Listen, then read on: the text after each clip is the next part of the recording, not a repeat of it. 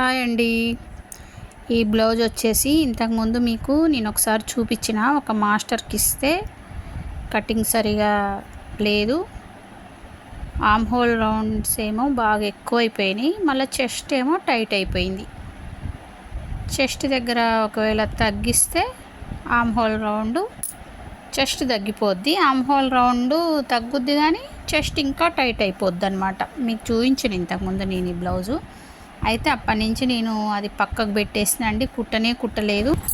అయితే షోల్డర్ దగ్గర కుట్టు విప్పేసి, అంటే హ్యాండ్స్ విప్పేసిన అనమాట. హ్యాండ్స్ తీసేసి షోల్డర్ దగ్గర కొంచెం జాయింట్ ఎక్కువ జాయింట్ పట్టుకొని మళ్ళీ హ్యాండ్ని అటాచ్ చేసేసిన అనమాట.